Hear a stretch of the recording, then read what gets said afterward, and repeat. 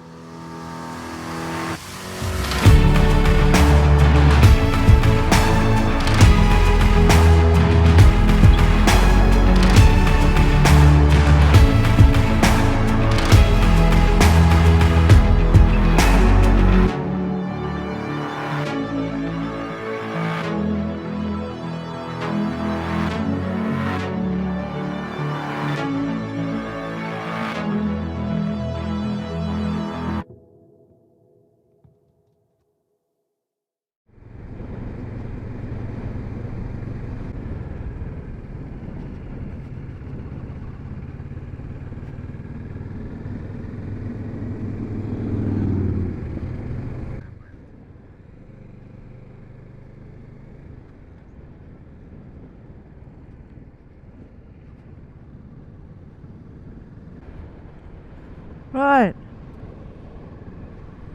Far out.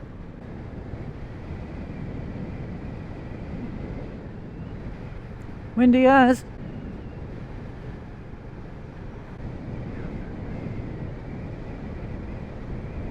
So this is the ocean side of Goolwa, and you can just see the barrage there. Last time I was here I had a completely different view of it, because I was on the water in a kayak, having completed 2,220 kilometers, and I was about to go through the barrage, which isn't, it seems, manned all the time, and I had to wait for the lock gates to open so that I could enter. You can just see maybe the lock, you can just see it, and they only open it at certain times. So let's have a wander out there, see what the weather conditions are like. After 300 meters, reach your destination.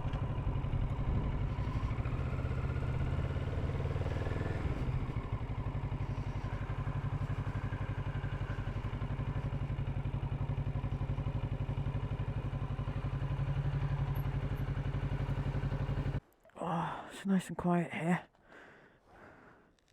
in the lee of the wind coming off the Southern Ocean. This is the Goolwa Barrage, one of 5 human-built barrages built to keep the lower lakes of the Coorong filled with fresh water, preventing the ingress of seawater from the Great Australian Bight. In days of old, enough water flowed down the River Murray to keep the lower lakes filled with fresh water for most of the time, with only the occasional inflow of seawater at times of high tide, until of course pressure came from higher up the river system to effectively build dams, aka barrages, so flows down the river could be reduced, allowing irrigation and water to be taken for towns which didn't have any natural fresh water. The Goolwa Barrage is the largest and deepest.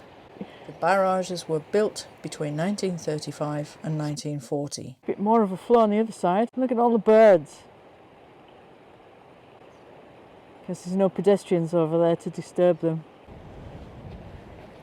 Yeah, they're gorgeous. How about these 2 little characters, eh?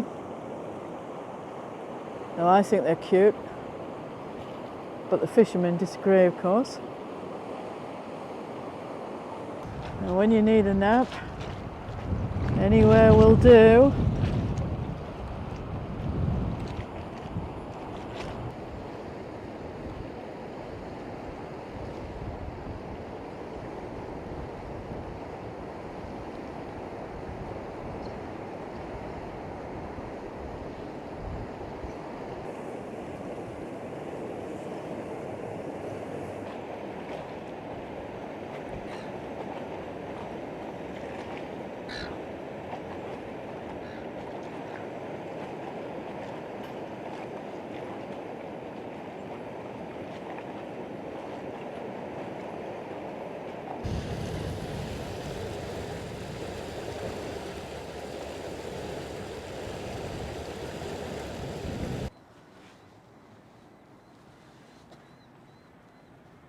River Murray barrages, constructed for the River Murray Commission, completed in 1940.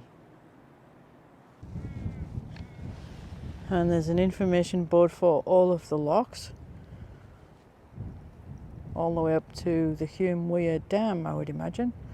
And I've been through all of them, albeit in March, April 2022, and they were all open at the time, and it was before the flood.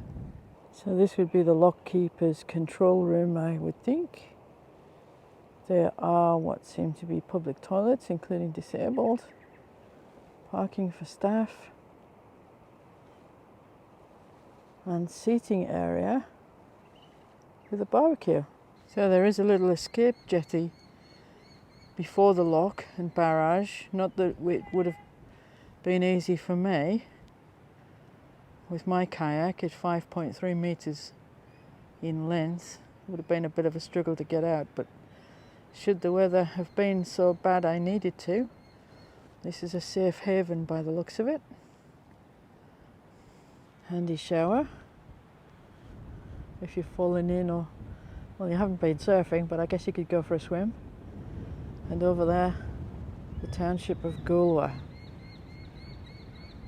And I can just feel that ice cold wind coming off the Antarctic, coming over this ridge. Just over there is the ocean. Today's probably not a day to explore it. So with any luck we're recording. I'll close the visor and then it might be easier to pick up some sound.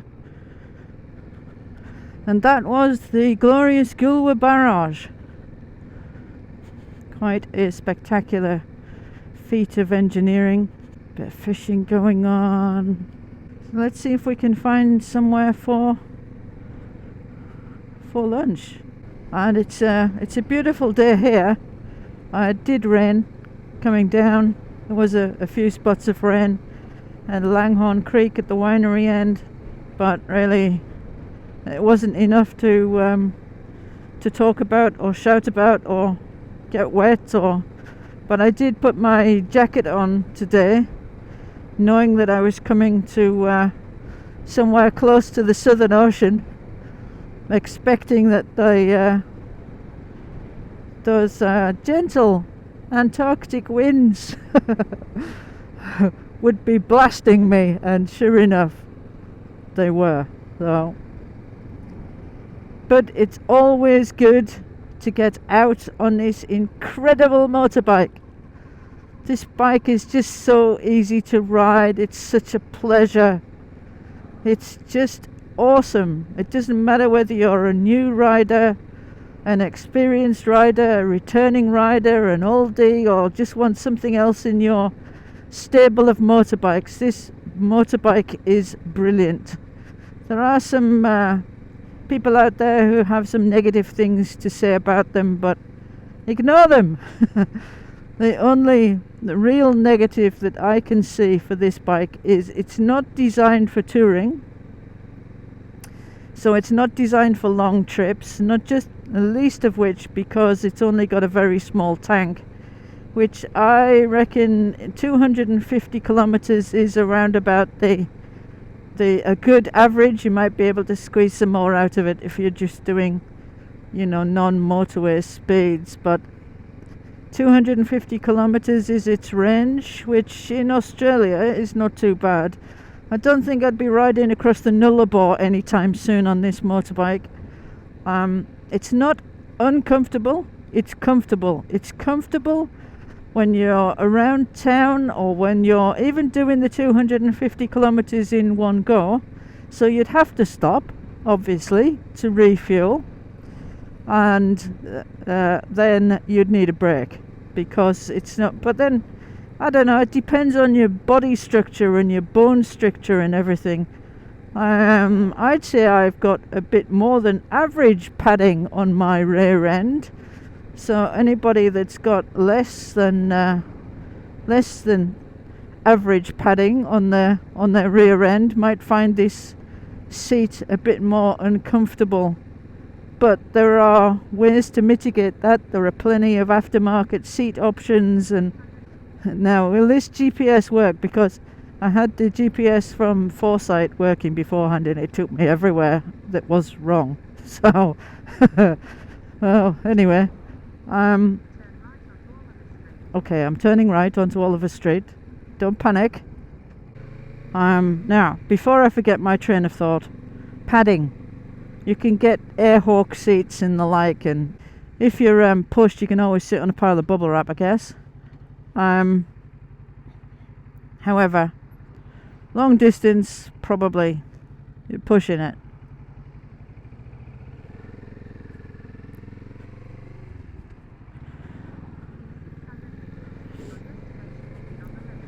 Gee, that was quick. Of course, the destination might be on my left, but whether you can park there or not will be another thing. And also, I don't know what the rules are. Parking down here looks... been in there a few times. This is a new one. I haven't been to this one. Right in the middle of town, so it's likely to be busy. And it is a Sunday. Sundays, Australians love their leisure. There's the big hotel. So coming up somewhere up here now. So will there be parking? Will there be parking? There is there, but I don't really want to go there. So no parking here. Your destination is coming up.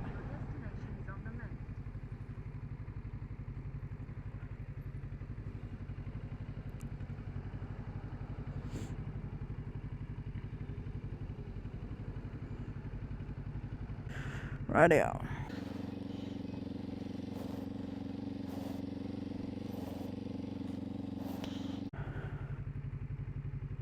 Now, someone said to me recently, with the problems that I've had with the charger, the quad lock charger, and I can't see today if it's behaving itself or not. I think it's when it gets to high speed. However, someone did suggest to take a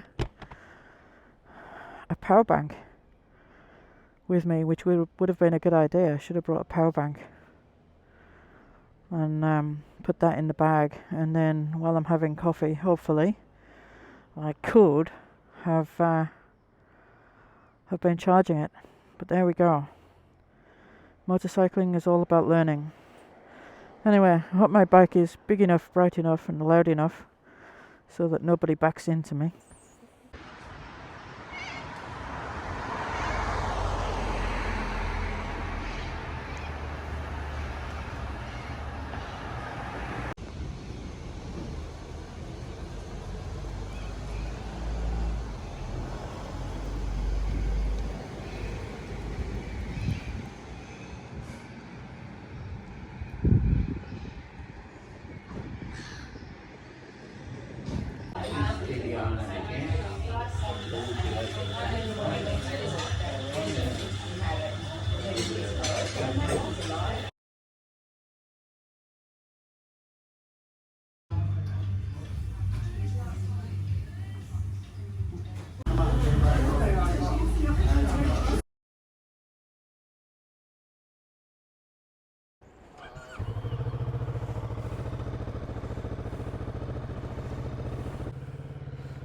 Okay, that was a little bit of Goolwa.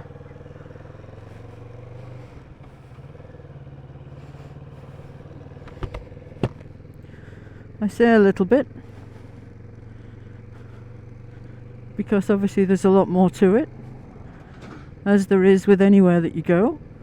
So I came in the windy way. I came in from Langhorne Creek and I'm going out Strathalbyn, Callington, Monarto, Murray Bridge, home. Out that way.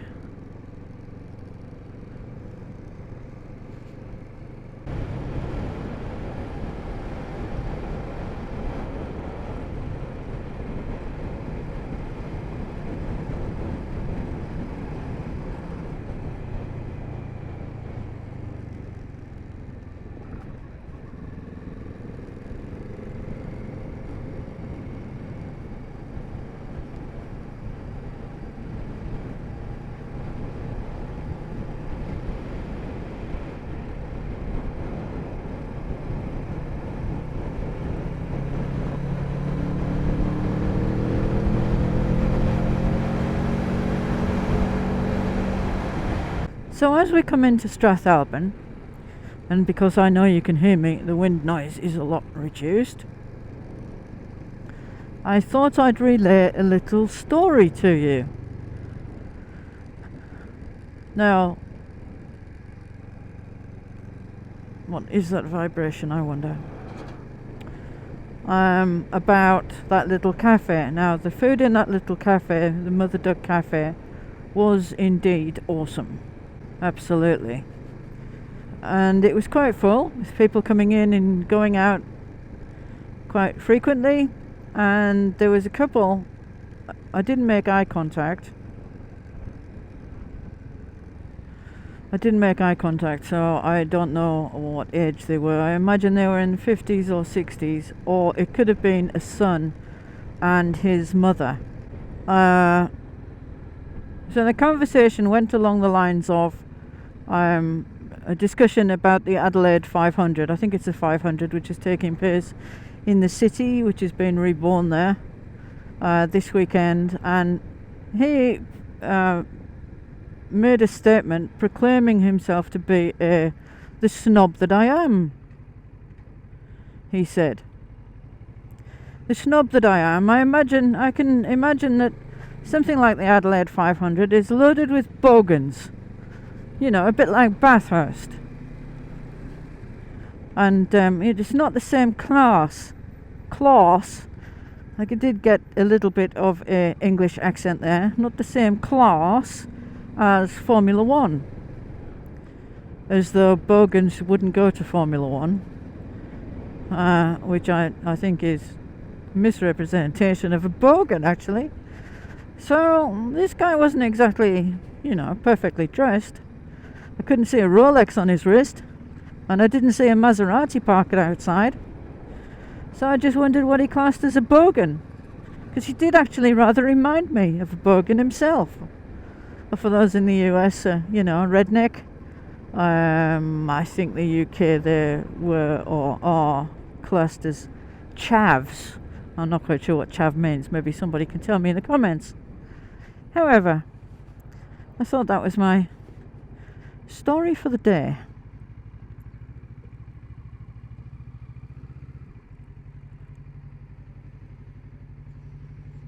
I do think that that was the cause of that noise, in which case I will be... Let's have a look. Is that taking the paint off down there? I think it might be. So that will be coming off immediately. Leaving the fuel station at Strathalbyn, I thought the helmet camera was recording, but continuing with yet more technical woes, it seems the triangular controller has become also unreliable. So I pulled over thinking I had just captured good footage of the USB charger going between on and off, charging, not charging, when in fact I hadn't captured anything, as the camera wasn't recording. Nor had I captured the giraffe and zebra family in a paddock at Callington, but that's another story and another video. Well, it is now. Anyway, the advice from Quadlock was to try another cable. So here I am sorting out where to put the iPhone supplied charging cable, which is really long, replacing the Quadlock supplied version, and guess what? It worked fine and was charging all the way home for the next 25 minutes.